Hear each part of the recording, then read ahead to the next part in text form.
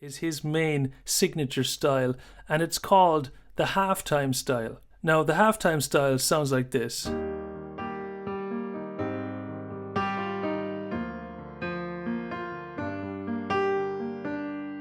So a standard beat is like this.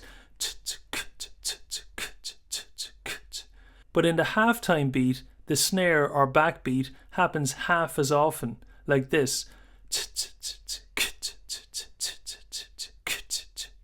So if we play the chord on the backbeat, it sounds like this. But what Elton does is typically he will anticipate the backbeat like this. And if you expand that into a broken chord, it sounds like this.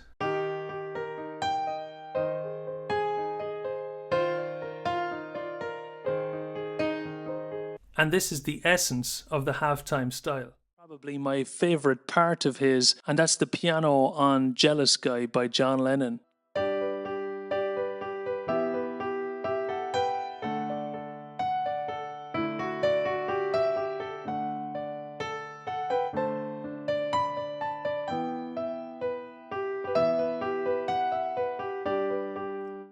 And what's really distinctive about this piece is Hopkins' use of parallel sixths. Now, he uses these so much in his playing, and sixths are just intervals of a sixth, going up or down.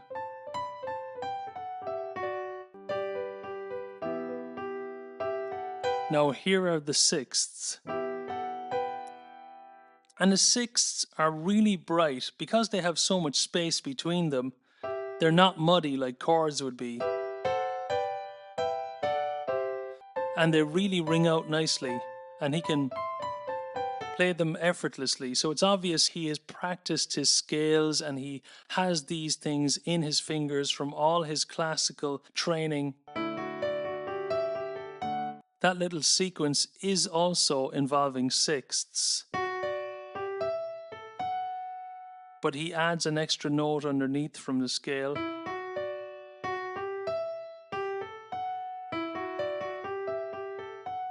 And then more sixths. And when he does that, he actually lands on the D7 by ascending upwards in sixths, hitting the seventh of that D7, which was really nice. More sixths. What I call his split chord style. Let's take the chord of C. What John Lennon will do is he will play the upper part with 2 fingers and the lower part with a thumb, and then he will seesaw back and forth like this. This can be heard very clearly on I Am the Walrus.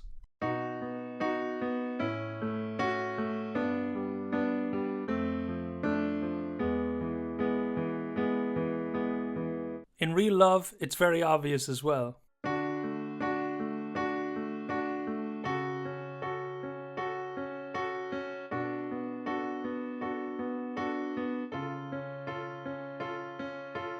Now, for Imagine, it's slightly different.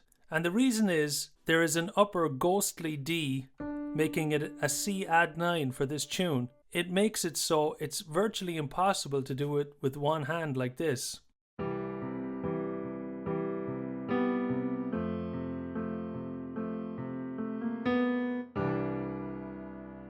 So you have to split it.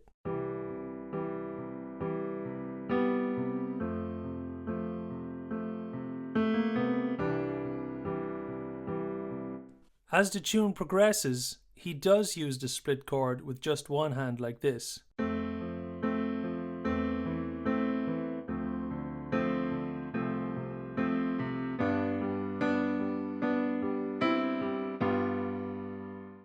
Is what I'm going to call the slow rock style. This is heard in songs like Hey Jude and Let It Be. In Hey Jude, it sounds like this. In Let It Be, it sounds like this.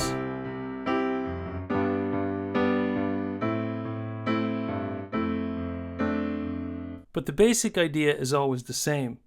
It's right hand with a chord and then left hand with the bass note of that chord. And then it's every other one.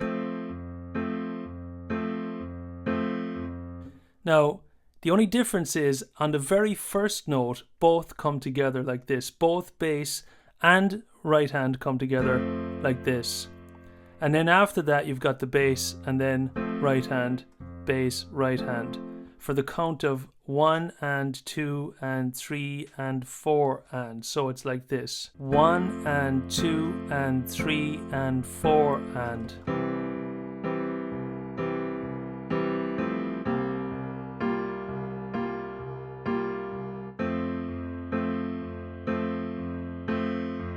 Now, in the climb down of Hey Jude, you have the bass doing this.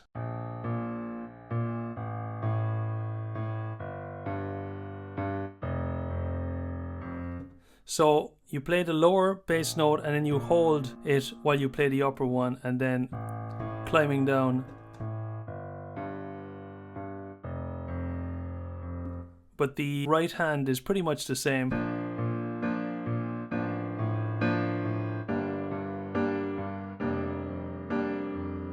In Let It Be, it's slightly different because the bass line is busier.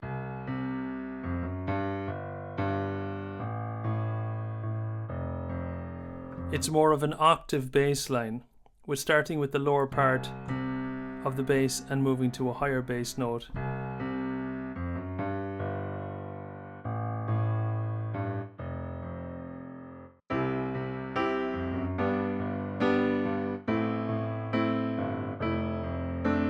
But as you can see, the right hand is just keeping those very steady beats. Just on the 1, 2, 3, 4.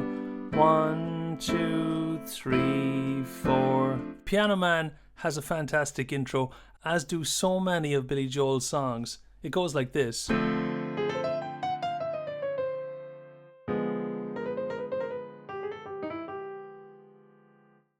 And what's happening here is you've got a lovely D minor 7 in the left hand, and then an A minor 7 in the right hand broken, but added is a G sharp, and then chromatically coming down,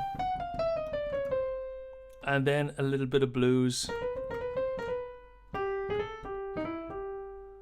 And so all of these elements come from gospel, blues, and jazz. You've got seventh chords, you've got a lovely little chromatic run, and you've got blues piano here.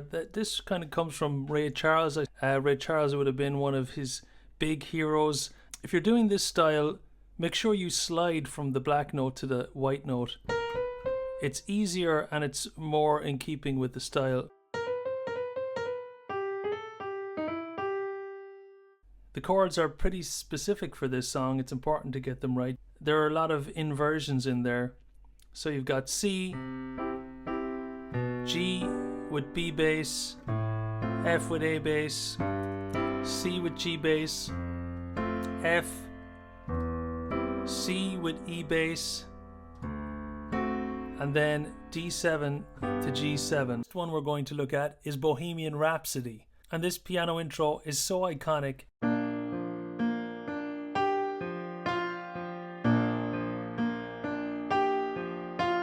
And notice that the left hand comes over in grand style. It's almost as if he wanted it to look dramatic on stage. Basically, it's just double octaves in the left with a B flat chord in second inversion in the right. And then for these bits, G to F, F to F, and then when the left hand comes over, it just does another G to F, like this. And then it goes down to the G minor and does pretty much the same thing, except now the G minor is in root position. And then the C minor, same thing. And then we've got these dramatic descending chords, and the thumb is just going down chromatically here. And it also happens on the F. And And then on the B flat, you've got a big build up.